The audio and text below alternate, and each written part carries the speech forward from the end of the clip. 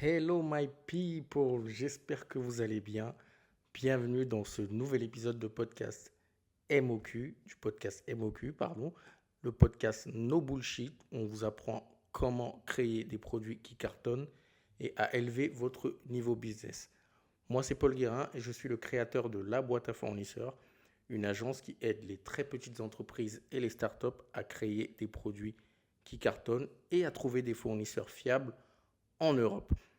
Avant de commencer cet épisode, je vais te demander de nous aider à faire grandir cette chaîne parce que je pense qu'on partage du bon contenu qui peut servir à pas mal de monde.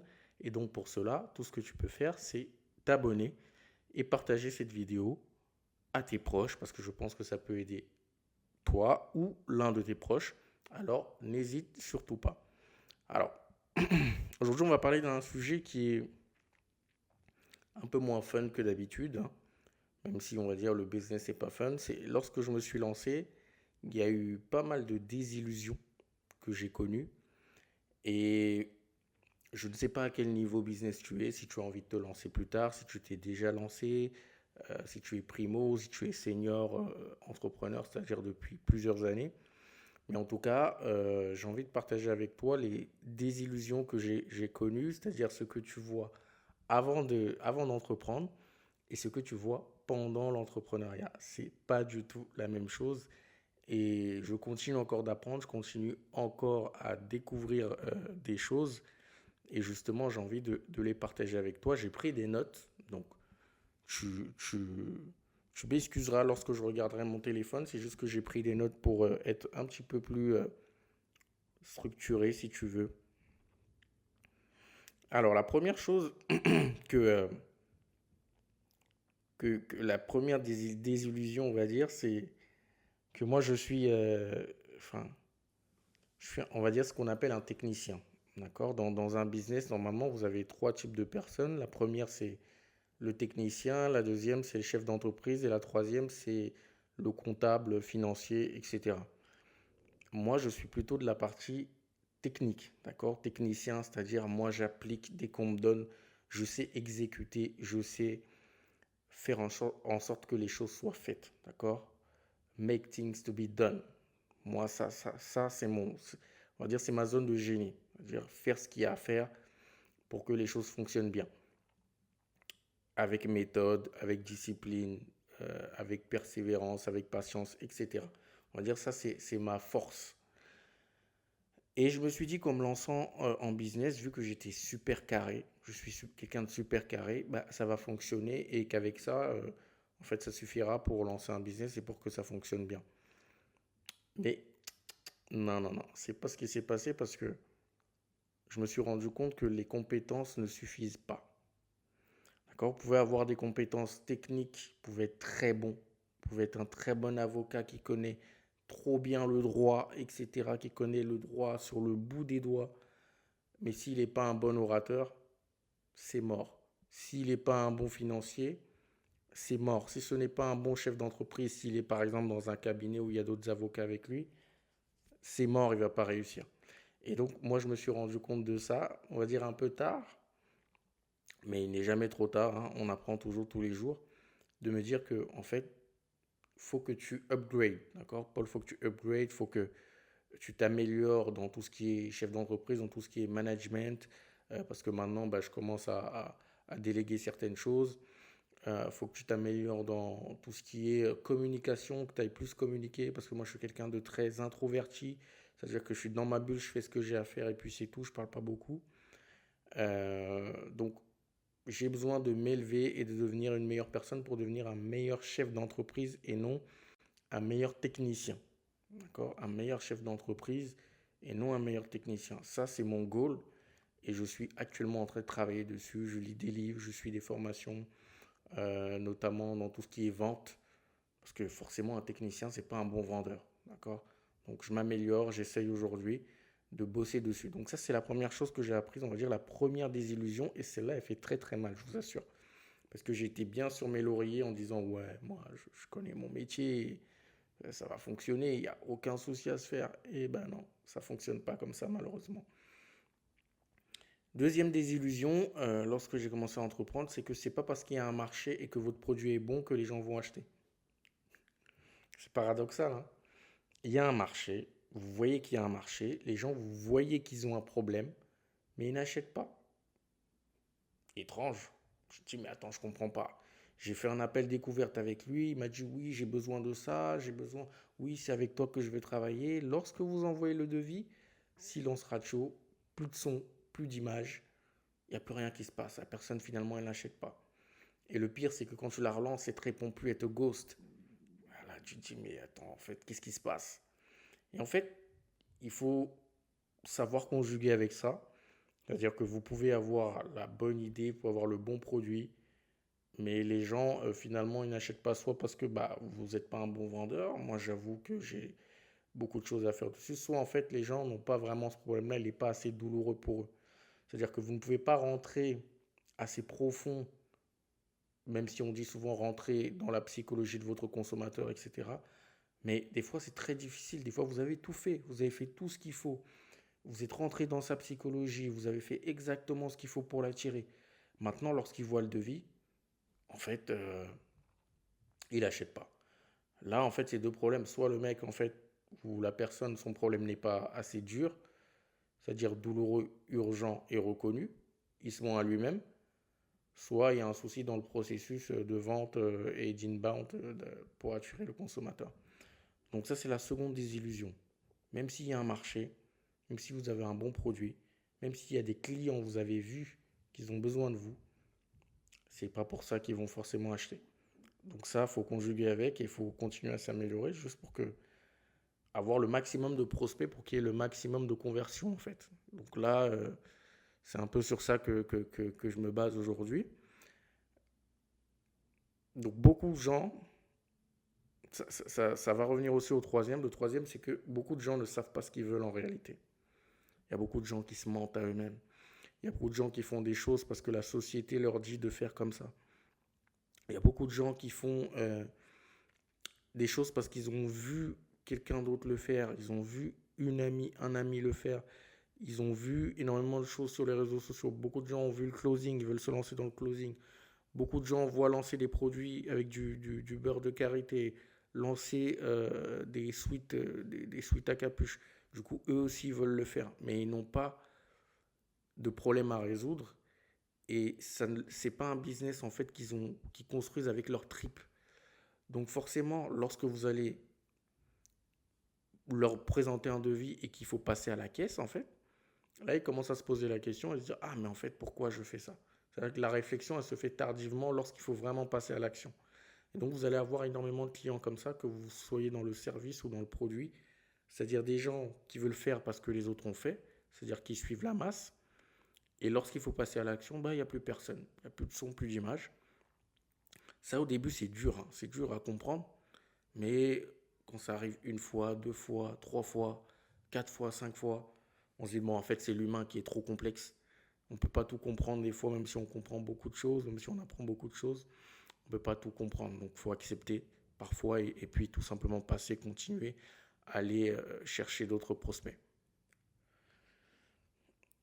Autre chose que j'ai comprise, euh, c'est que, en fait, des fois, bon, il y en a beaucoup qui nous vendent du rêve, hein. Lorsque vous allez sur les réseaux, la plupart vendent du rêve. Dans les pubs, les gens vendent du rêve. Vous voyez des titres racoleurs de 0 à 1 million de 0 à 1 million en 3 mois, de 0 à 2 millions de chômeurs, à multimillionnaires.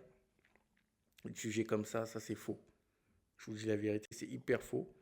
Et ce que j'ai appris, surtout en regardant, non seulement avec moi-même, en regardant mes proches aussi qui ont été dans l'entrepreneuriat, des anciens, qui ont réussi, en parlant avec eux et en regardant aussi l'histoire, en lisant des livres, en regardant des histoires d'entrepreneurs américains ou même français. En fait, la réussite, c'est du temps. C'est du temps. Ce que vous voyez sur Internet quand vous dit de 0 à 1 million, c'est 0 à 1 million de chiffre d'affaires. Mais le mec lui-même, il n'est pas riche. Parce qu'il faut faire la différence entre rich et wealthy. C'est-à-dire entre être riche et être fortuné. C'est pas la même chose du tout. D'accord? quelqu'un qui est riche, son entreprise, elle peut être riche, il vit bien. Quelqu'un qui est fortuné, c'est sur des générations. C'est-à-dire que lui, il meurt, il y a au moins 2 générations qu'il faut pour, pour dilapider toute sa fortune, d'accord? Ça, c'est pas la même chose. Moi, ce que je cherche à être, c'est être wealthy, c'est-à-dire laisser ce qu'on appelle une legacy, un héritage, en fait, à mes enfants, à ma famille. Même quand je ne serai plus là, la boîte à fournisseurs va continuer à perdurer. Vous voyez, des Coca, des Procter Gamble, des Microsoft, des Apple, enfin des Google, ça c'est des Facebook, enfin c'est des legacy, c'est des gens, ils vont mourir, ça va continuer, enfin je pense. Vous voyez, mais ces entreprises qui sont centenaires, là, des Walmart, enfin des Mercedes, tout ce type d'entreprise-là, c'est la même chose qu'on veut créer. Moi, je ne veux pas créer une start-up qui, dans 3 ans, bah, elle va sortir, elle va aller out. Non. Moi, je sais que j'ai une vision long terme. Ça doit durer 10 ans, ce sera 10 ans, 15 ans, ce sera 15 ans. Et j'ai compris ça, en fait, c'est qu'il faut y aller tranquille, prendre son temps. La réussite, c'est quelque chose qui demande du temps. Et j'ai remarqué là que la période, c'est 10 ans. Il faut attendre généralement 10 ans. Quand tu regardes tous ces gens-là sur Internet, c'est au moins au bout de la 10e année qui sont vraiment successful. Je ne te parle pas du petit succès, etc. Successful, c'est-à-dire que les gens de leur milieu disent que oui, lui, on sait que sur son milieu, c'est un des meilleurs. On le reconnaît. Reconnu par ses pairs, vraiment successful. Successful. C'est souvent au bout de 10 ans. Et ça, on ne le voit pas. On ne voit pas ce travail-là. On est une génération micro-ondes. On veut que ce soit maintenant et tout de suite. Et ça, c'est pas le cas. Donc vraiment, dedicated. Et le succès, c'est long. C'est très très long. Il faut être patient. Deux dernières choses que j'ai encore apprises. Après, on va terminer cet épisode. C'est que l'entrepreneuriat, ça demande beaucoup de sacrifices. Et j'en ai fait les frais. Sacrifices financiers, sacrifices euh, amoureux, sacrifices au niveau de sa vie quotidienne, sacrifices au niveau du sommeil, sacrifices au niveau de la santé, au niveau de la famille et au niveau même de ses amis. Un entrepreneur, quand on dit souvent un entrepreneur est seul, il n'est pas seul parce qu'il a envie d'être seul. C'est parce qu'en fait, si ton entourage il est pas bon et que tu as, je sais pas, tu as une seule personne qui a le mauvais mindset autour de toi, ça va pas aller. Donc en fait, pour éviter d'être pollué par le mauvais mindset, les entrepreneurs préfèrent rester seuls et être dans leur bulle. C'est pas parce qu'ils ont envie d'être seuls, parce que voilà, on a dit un entrepreneur faut être seul. Non, c'est juste pour éviter d'être pollué par le reste dehors, pour être focus en fait sur leurs objectifs. Et ça, ce sont des sacrifices. Donc il y a des amis que vous allez plus voir, il y a des femmes, si vous aimez les femmes, je sais pas, que vous allez plus suivre, parce qu'elles vont vous pomper votre énergie. Il y a des gens que vous allez plus voir ou avec qui vous n'avez plus envie de traîner. Vous n'allez pas beaucoup dormir des fois. C'est dur, on essaie de tout faire, mais c'est dur. Il faut avoir une bonne hygiène de vie. Mais des fois, c'est pas facile tous les jours. Avec la famille, des fois, c'est compliqué parce qu'on n'a pas le temps pour eux. Enfin, c'est des sacrifices en fait. Il faut se dire, ok, je me sacrifie aujourd'hui pour demain plus tard. Il y a la team, on n'a qu'une vie, qui lâche tout aujourd'hui. Et il y a la team, moi, je veux laisser un héritage. Moi, je pense que je suis dans le deuxième cas. Donc, autre chose que j'ai découvert, c'est qu'il faut faire énormément de sacrifices. Et ceux qui le disent, ils ont vraiment raison. Et quand on est dedans, on s'en rend vraiment compte. Et la dernière chose qui était dure, parce que dur et pas dur en même temps, c'est qu'on ne peut pas aider tout le monde. Vous pouvez avoir 1 milliard de personnes qui ont votre problème, que votre produit résout, votre service résout, mais vous ne pouvez pas aider les 1 milliard de personnes. Premièrement, parce que la plupart ne veulent pas s'aider eux-mêmes. Et deuxièmement, parce que vous n'avez pas la capacité financière, vous n'avez pas la taille adéquate pour aider 1 milliard de personnes. Même Apple aujourd'hui a des concurrents. D'accord? Même sur l'industrie de la fusée, il y a des concurrents. Donc vous ne pouvez pas aider tout le monde et ça, il faut l'accepter. Faire le maximum, mais vous ne pouvez pas aider tout le monde. Et c'est pour ça qu'il y a besoin de concurrence. D'accord? Le but, c'est de résoudre un problème. Et plus il y a de personnes qui résolvent ce problème, mieux c'est. Donc la concurrence, c'est une bonne chose parce que tout seul, vous n'arriveriez jamais à résoudre ce problème-là. Ça n'existe pas, c'est impossible. D'accord? Ça, c'est la dernière chose que j'ai. Parce que moi, je me disais, oui, je veux l'aider. Non, mais non, tu ne peux pas en fait. Si la personne elle-même, elle n'a pas le déclic, elle ne veut pas céder, des fois elle paye, hein, mais tu vois qu'en fait, elle est négligente, elle avance pas, parce qu'elle veut pas céder elle-même, elle n'a pas eu le déclic assez fort.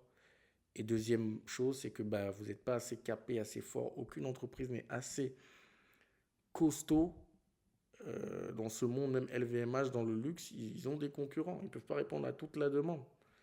Donc, vous avez besoin d'avoir des concurrents et vous ne pouvez pas aider tout le monde.